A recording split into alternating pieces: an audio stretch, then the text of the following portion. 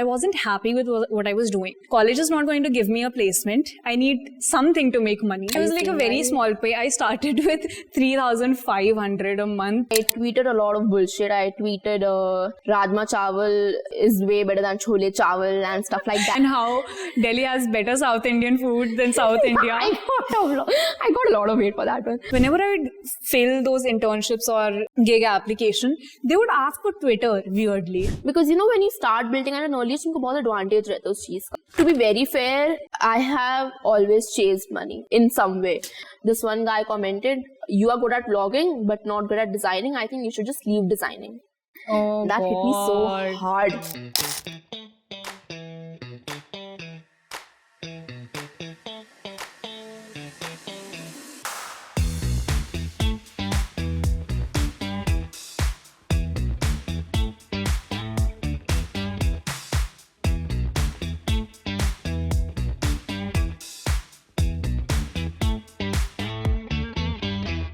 Hi, Naina. Hi. कैसी हो Naina? अच्छी हो. I said this for the 20th time today, and it still doesn't get old. Definitely. Anyways, hi everyone, I'm Naina. And I'm Pooja. And you are tuning into the FuelEd Unfiltered podcast. Anyways, now Pooja, tell me, what is Fuel? Okay, so I'm sure a lot of you have this question. What is Fuel? What is Unfiltered? Yeah. And what is all this about? So to give you a bit of introduction about FuelEd is a brainchild of Fountane. Fountane is a venture studio which builds startups from zero to exit. And it was started by Aditya and Savan when they were 19 and 20-year-olds. But when they were starting out, when they were building the startup, they did not have anything like FuelEd, which is a students' community. A lot more than a students' community. There are a lot of facets to FuelEd which you will be introduced to one by one, and I'm sure by the time you're watching this podcast, some of it is already live. Yeah. In a lot of initiatives that we're trying to do with FuelEd, a podcast is one of them, and Naina will tell you what we're going to do in this podcast and why it's named Unfiltered. Unfiltered, as the name says, it will be totally unfiltered and raw and real. We don't believe in scripted stuff and all of that. Talking about the podcast, in the upcoming episodes, we'll have Gen Z people and all the young founders that have started building at an early age, and we'll cover their stories because you might have seen plethora of episodes covering stories of well-established companies' founders. So here at Unfiltered, we'll cover all the Gen Zs who have built some really great stuff. And it's not only going to be about founders. And we know a lot of us don't want to start our startups, don't want to get into business, and that is okay. That's me. After TweetsBook. Yeah? Yeah, okay, that's new. We'll talk about that later. But if you're somebody who just wants to do well in their career and who is around the age of from 17 to 26 or whatever, then I think this podcast is going to be a must-watch for you. We'll come back every week with a new episode, and that will walk you through something around adulting, career, tech, entrepreneurship. So if you are interested in any of that, this is the podcast you can tune into every week. Yeah, because come on, how many people you have seen who have chosen an unconventional path at an early age, just like Pooja. I think you have chosen an unconventional path for sure. You started at 17, right? I mean, yeah, I think I was 16 then. Is it? Yeah, so basically, I got done with my 12th and I was 16 then. You got done with your 12th at 16? I missed my 3rd grade. A lot of people ask me this question. Yeah, I skipped my 3rd grade. Is it allowed? Yeah. I mean, it's allowed, skipping grades. Is it? Yeah, so I skipped my 3rd grade. So that's why I got done with my 12th when I was 16. Okay. But I mean, I would have started my college at 16 if COVID wasn't there. But it was, so college admissions and everything got delayed. So I was 17 when I joined college. But basically what happened was, as soon as I got done with college at 17. Wait a second. A lot for me to take in. It sounds insane. Oh God, you're 18 and you're in college, no? Yeah, I mean, I'm going to turn 19. But yeah. Yeah, it's okay. But I feel like there's a lot of difference between 17 and 18. Even though it's 1 year, it seems like a lot. It feels like you're supposed to be an adult when you're at 18. Yeah. Man, it does not happen. Yeah. It does not work like that. But I was 16, like as soon as I got done with my 12th board exams, because I had nothing to do, and COVID lockdown is there. There were no college admissions happening for a while. So I just started doing my own stuff. I started learning about SEO because, I might have come across it from somewhere. So I started doing it. Actually, funny thing, I found out about SEO and web dev around the same time. So I started doing both, but I somehow just SEO got my attention better. So I started doing it. I even had my own blog that time, my Instagram page or whatever. Yeah. Wow. Do you still have it? No. I thought it was like so cringe, so I deleted it. So me. Yeah, I just got rid of that blog also, but I'm sure I must have some write-ups from there. But then in October of 2020, I got my first internship because, I was writing when I was writing my own blog, but I wasn't getting paid for it. So I thought, you can get paid by writing, right? So I started doing that in October 2020. No, actually. Yes, October 2020 was when I first worked. And you were 17 at that time, right? I was 17, yeah. Wow. And it was a paid internship? It was. But it was like a very small pay. I started with 3,500 a month. It's still good. Yeah. But I'm happy that my first internship was paid at least. Yeah. I got my first paid project when I was 17 too. And it was related to content writing. And I guess I got around 2,500. Yeah, I had to we started the same way. Yeah, we did. I think it's a pipeline. I've seen almost every tech person or every startup person or every community person, they start with content writing only. I think it's the easiest way to get into such stuff. Yeah, is it I so? personally feel, yeah. No, but see, I've content writing as a career is definitely hard. But to get into it, it's kind of easy compared to other skills. Yeah. Because I think you can build that skill a little. It's easier to build that skill. Definitely. Instead of something very difficult, like let's say design or coding. And up to you can just use ChatGPT. But still, it doesn't do a good job. I'm never impressed with what ChatGPT writes. Never. See, it's about prompting. When I prompt well, I get good results. Definitely. Yeah, but when you've written before and you're used to writing stuff yourself, you don't really get satisfied with what AI writes, honestly. Tell me about the content writing to community person pipeline. Oh God. And you also know how to code. I saw your GitHub. You saw my GitHub? Yeah, I did. Yeah, like it a little was all bit. Green during November, if I'm not wrong. During October, because there was Hacktoberfest, so I made a streak of 35 days. Oh, damn. But so you know it's how never to code, gone right? Yeah, a little bit. But okay, so I'll tell you what happened. I did 3 content writing internships. All 3 were a little different from each other.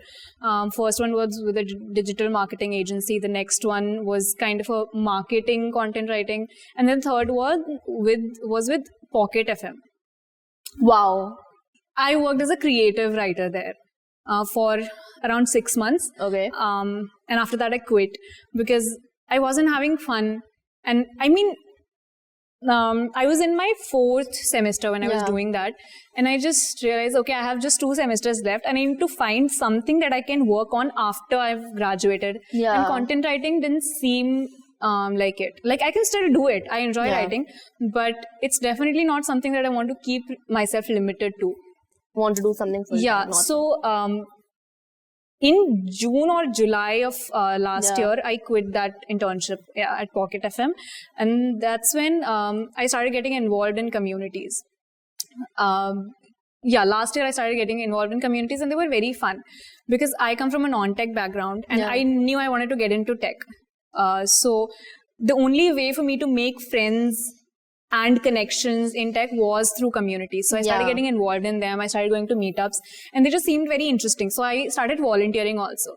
I did a couple of unpaid gigs at communities last year. And I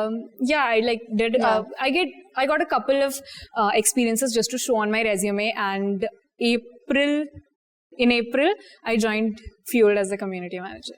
April 2023, right? Yeah. Tell me more about CoCode. What is it exactly? And how did you join it? Well, I created CoCode. Is it? Yeah. So basically, I told you, right? The whole thing about community management is because I did not have any friends in tech. And that was a huge problem. And honestly, I was very anxious in February 2022 when I was interning at Pocket FM. I was trying to manage college. And at the same time, I wasn't happy with what I was doing. Yeah. So I knew I wanted to get into tech, but it felt like a very difficult path because college is not going to give me a placement. I need something to make money. Yeah. And I didn't have a strong network. I didn't have even friends in tech. So communities have helped me through all of these things. So I kind of feel very strongly about it. But when I started CoCode, it was basically, I just wanted to create a server where I could put all my friends because by November, December of last year, I had a lot of friends in tech, from Twitter, from other communities. So I just wanted to create a space where I could have all of those people and I could connect with them easily. So that was the only thing that I had thought about. So I just put out a tweet as like, I'm creating a server where I just want to study, chill, work together. And it blew up. I asked people to drop a DM. Drop a comment and I'll DM them the link. That was the plan. But I got like 2,500 comments. And I was like, I cannot possibly DM that many people. So a couple of friends. 2,500 comments. That's a lot. Yeah. I mean, I wasn't expecting that. Yeah. You can probably automate stuff like this, but I didn't know. Because, you can. I mean, I wasn't expecting it. So a couple of friends, we got together and we created a server and then people got in. That's how it started. Yeah. And I've made some really good friends from CoCode, honestly. Like really good friends. And it's become like a comfort place. You can just go there at 3 in the morning and somebody will be there. You can have a nice conversation. You can have fun.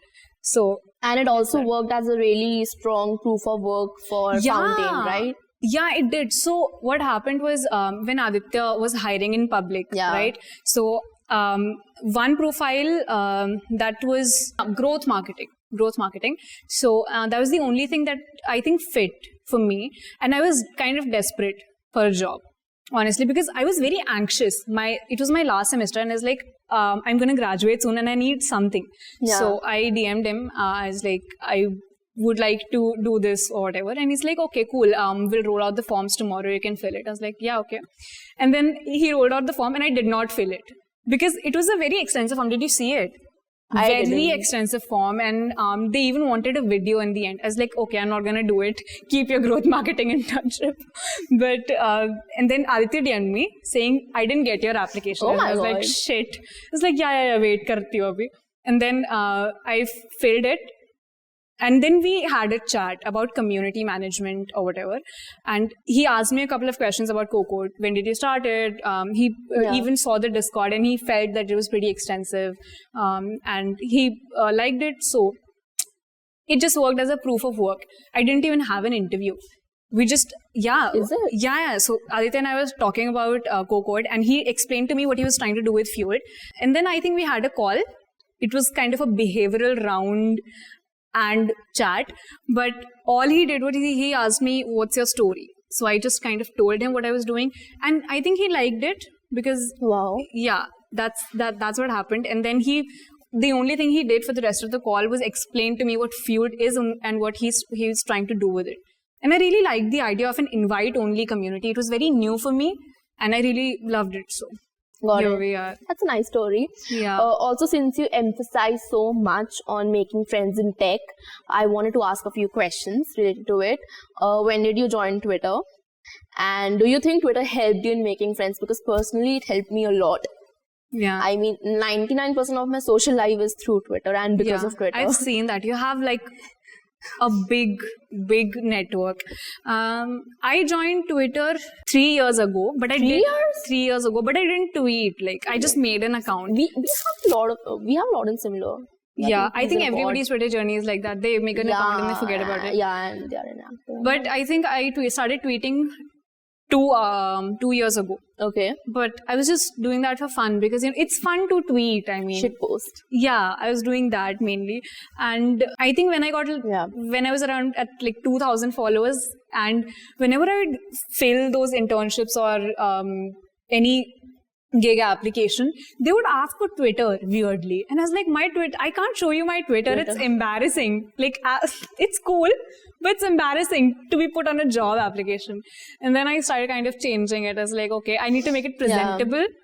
But later I found out that you can, do amazing stuff with just having a Twitter profile. So I started building it. And in making friends, oh God, it's helped me a lot.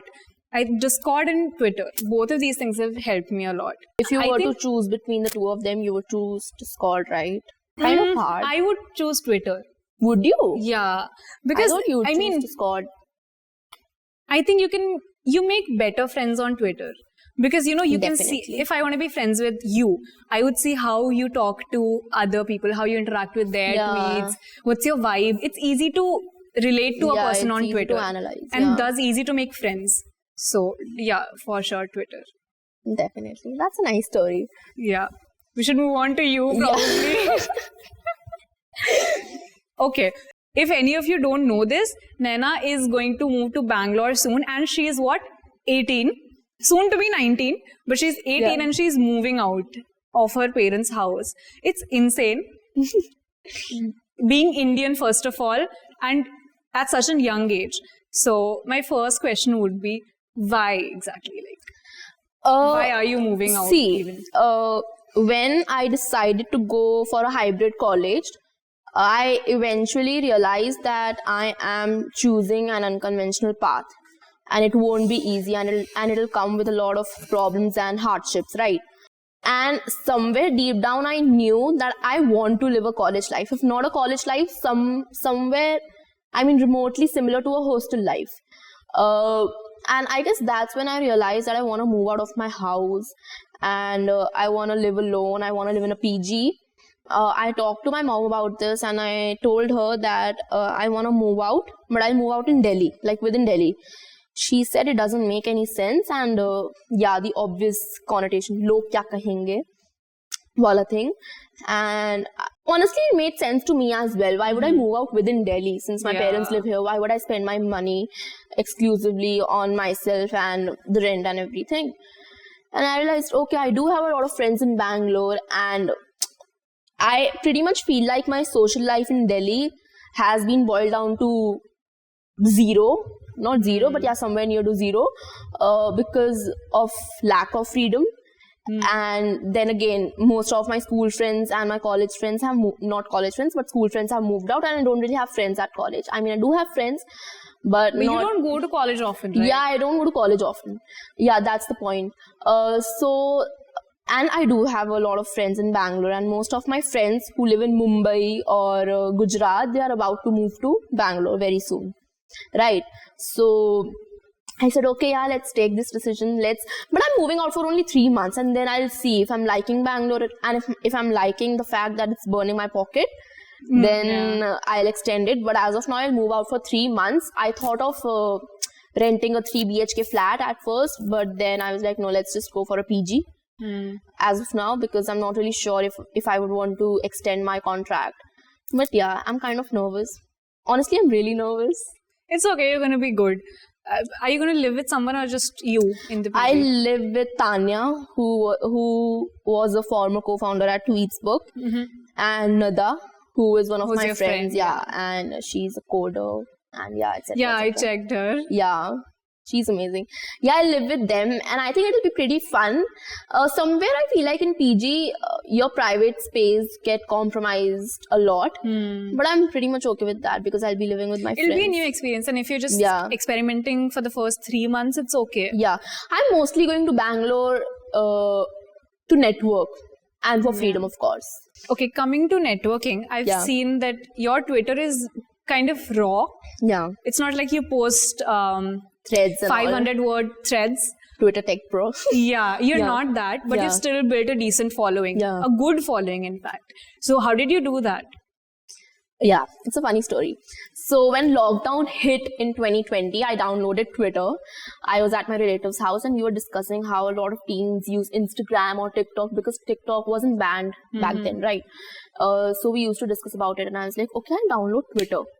Out of the blue, I downloaded Twitter, and Yeah, I made an account. I tweeted a lot of bullshit. I tweeted Rajma Chawal is way better than Chole Chawal and stuff like that. And how Delhi has better South Indian food than South India. I got a lot of hate for that one. Yeah, chalo wo to recently tha.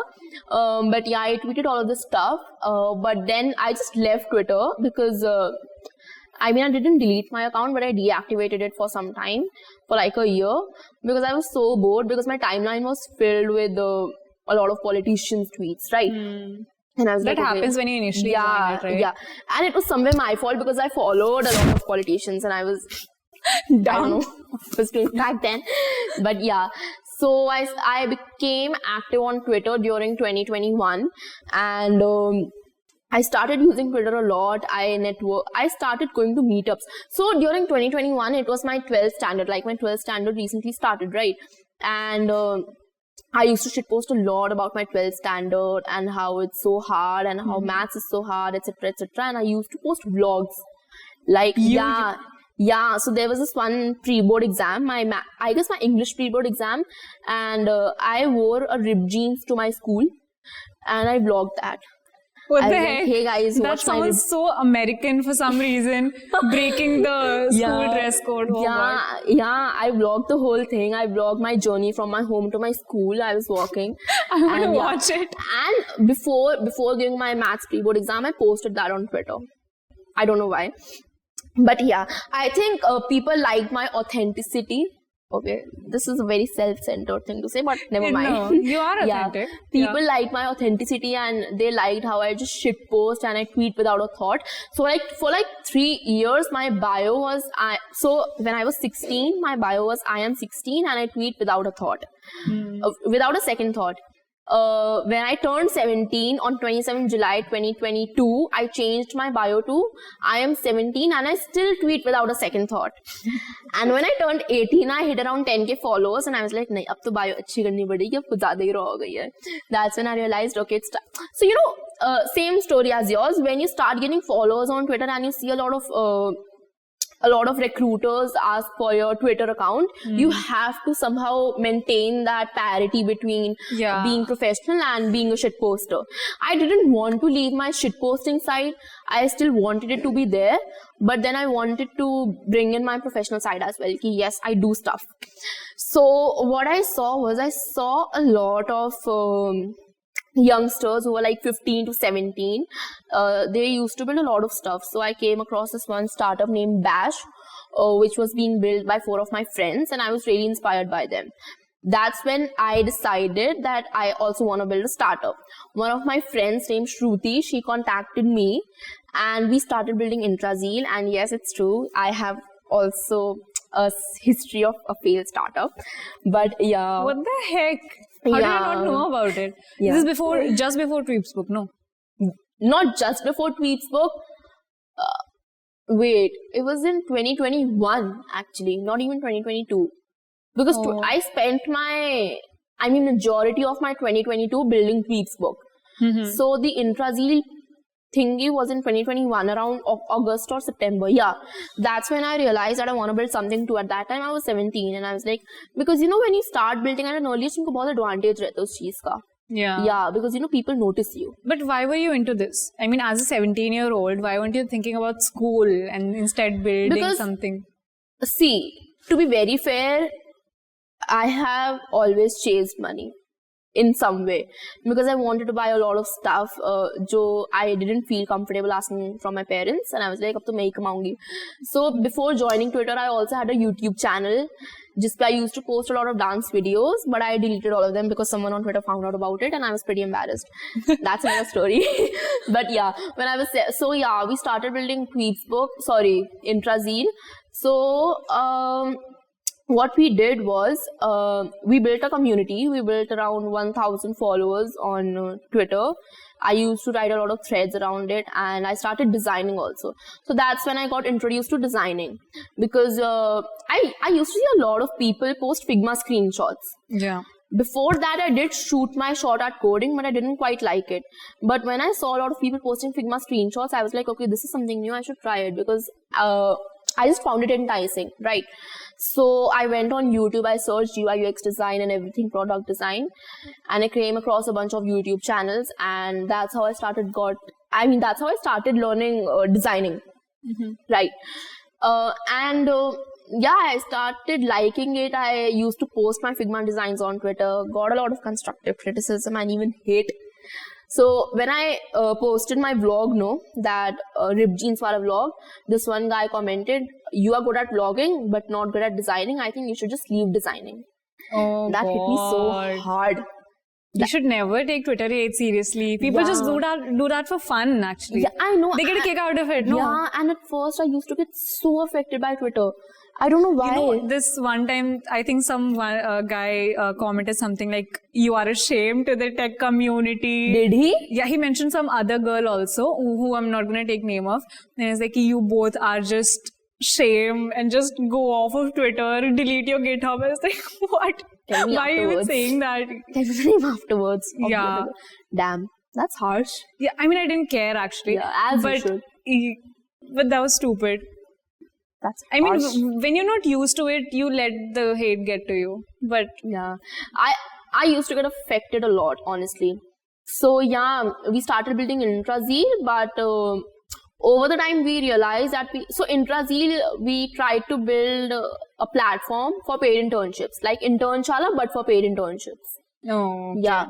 So over the time, Shruti, I and two other co-founders, Nada and Anushka, we realized that we don't have that sort of skill set to build this product.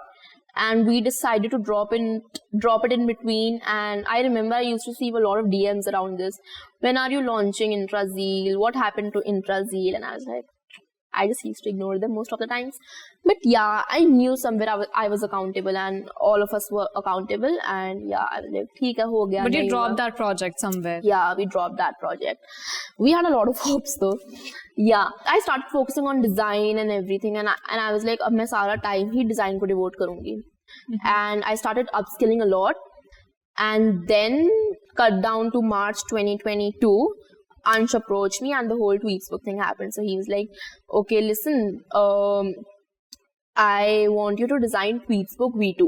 I was like, "I have my board exams in like 2 months. I don't think I'll be able to join." Because at first I thought it's a paid opportunity. And with money comes a lot of commitment. Right? He was like, "By the way, it's not a paid opportunity and I don't need a lot of time from you. I just want you to design as per your convenience." I was like, okay, yeah, this is a nice opportunity. I'll get to work on a real-time project and I'll get to learn a lot.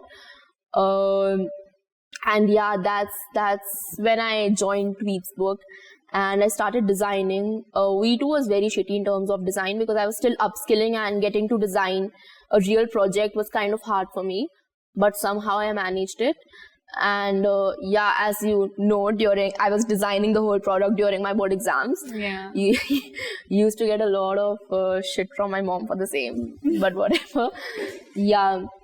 I read a blog by Ansh where he was talking about the version 2 and version 3 of TweepsBook. Yeah. And then I read that even you were still learning. And I think most of your team, they left after a certain while. But you and Tanya, you stuck by, right? Yeah, Tanya and I stayed. Yeah, I used to berate Ansh a lot because वो blogs लिख देता था and मेरे को involve नहीं करता था. And I was like, मेरे को भी he writes really well though. Yeah, he's exceptional at writing. Yeah, you're gonna be there till the end. Yeah, definitely. You make sure that. Yeah, so we were a team of 9 members. And out of those 9 members, 6 members left. We paid them and they left, which is fine, of course. And Tanya and I decided to stay, and that's when we built Tweetsbook V3, which will be covered in the next episode. But yeah, and yeah, we launched it on 26th November 2022, and last year. Yeah. Version 3. Yeah, version 3. Okay. V2 was launched on, I won't say a lot because. Yeah. But yeah. So yeah, that's how it all happened, and we started raising funds, but we couldn't, unfortunately. And when that realization hit, that yeah, this won't work out, even though Ansh used to give me a lot of hopes which made sense at that time because I had hopes to, yes, we'll get funding because it's a great product and it has a lot of users and it also can be monetized, right? But when that sort of realization hit that, yeah, it won't work, and you might have to look for a job or something because, when you start earning, you just can't let it go. Yeah, you can't go back. You can't go back to being the normal college girl who just goes to college and comes back and lives off of your parents' money. You just... I'm not belittling anybody, but once you have your own money, it's tough to go back and ask your parents for money. It's a personal opinion, definitely. And there's some kind of guilt related to that also. Even when I was in school, I used to have a certain guilt asking my parents for money. Not like they would resist or anything, but it just was there for some reason. That's why even I was like, okay, I need to get paid ASAP. Definitely. Yeah, it's okay to ask your parents for money until you start earning on your own. That's the thing. No, I started earning at an early age. I started spending my own money.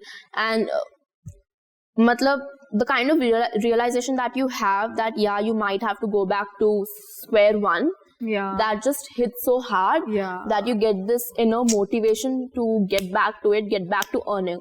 That's why you started looking for internships and stumbled upon Aditya's. Yeah. Like, how did you know about Aditya and Fountane? Yeah, I'll tell. So, somewhere I knew that, Tweetsbook won't work out. I started looking for internships.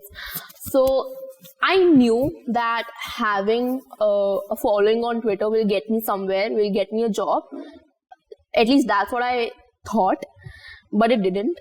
I struggled a lot, definitely. I mean, for like a month, I DM'd a lot of founders and all of them were like, I told you I'm money driven. So I used to DM US-based founders, not India. Oh. Yeah, US-based companies, not Indian companies. No, in dollars. Yeah, because they underpay Indian companies. Yeah. I mean, it's subjective, of course. But a lot of them do, I understand. Especially to product design interns. Yeah, when the term intern gets attached to your job profile, eventually Indian founders get that mindset that we'll underpay you. Even if you're doing the same amount of work. Exactly. As a full-time employee. Yeah, exactly my point. So, that's when I realized that, okay, it's time to DM a lot of founders. I started DMing a lot of founders.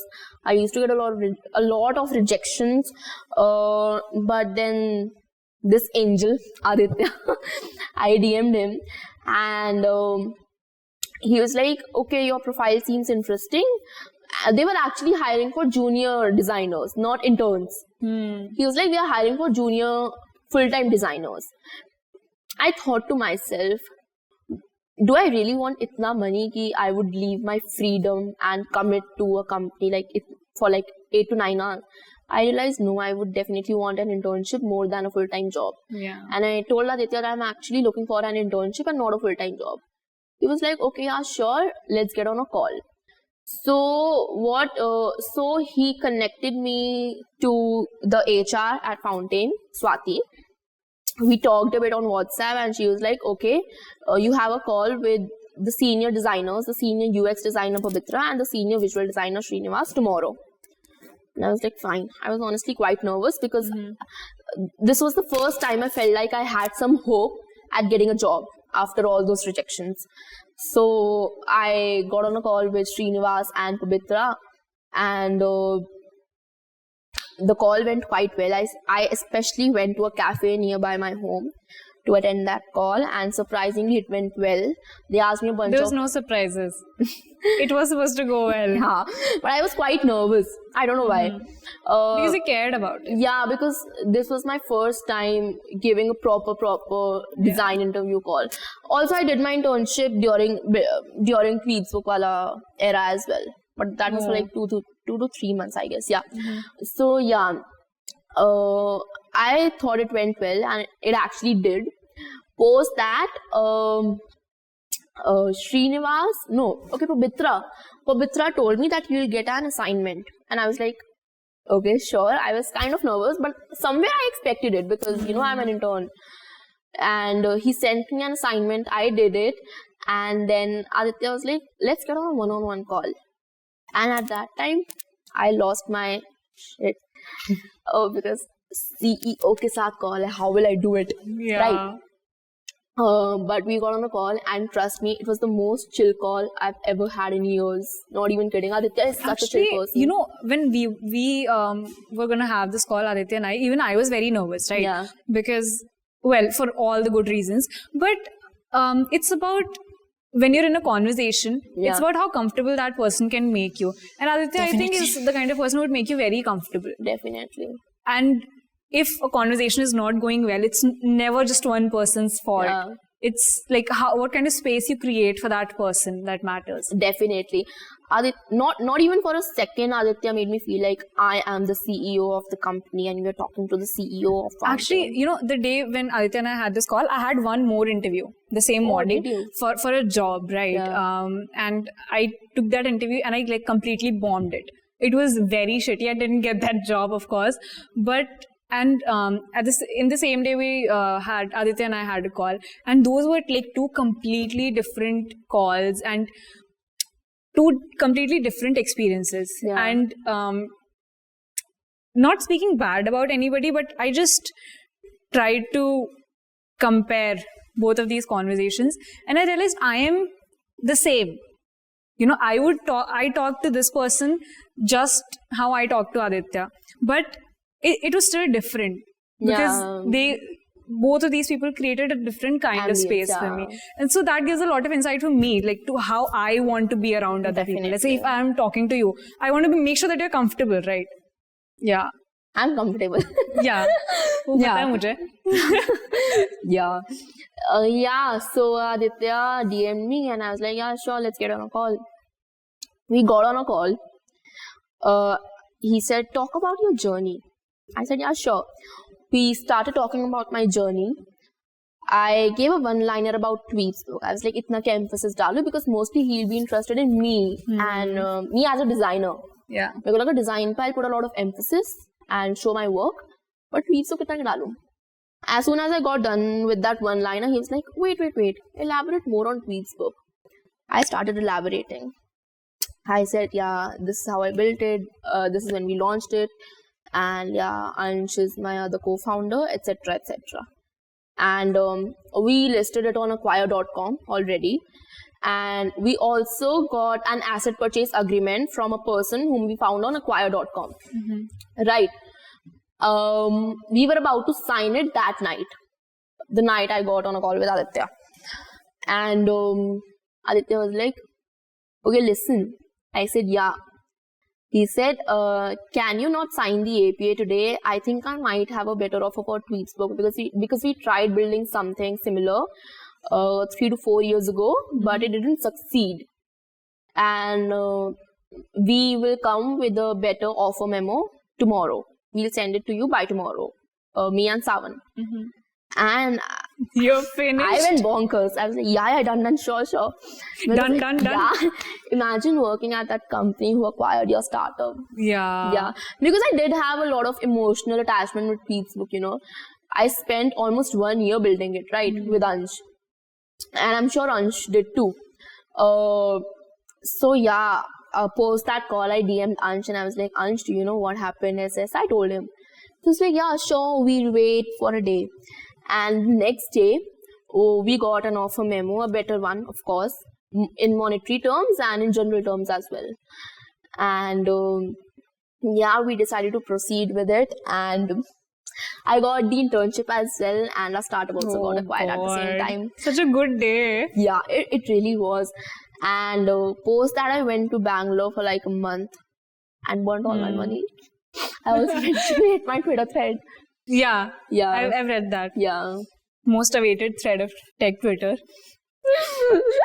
Yeah, that's how it all happened. Yeah, I love hearing from you. I love talking to you. And we've talked about this previously also. But whenever we talk again, like I just feel so frictionless. Yeah. And also I find out something new. Always. So I'm sure you have a lot more stories. But we'll stop here today. We have a lot to talk about, but for that you'll have to keep tuning in every week. Yeah. So, and we are also going to bring a lot of interesting founders. So make sure to tune in every episode. And not only founders, a lot of people that you look up to. Builders in general. Yeah. Anybody who's done something significant in their career and who we think you can learn from. We'll keep bringing such guests and we'll keep uploading these episodes for you. So Definitely. keep coming back every week. And yeah, that's it. Yeah. Naina and Pooja Signing off. Bye-bye. Bye.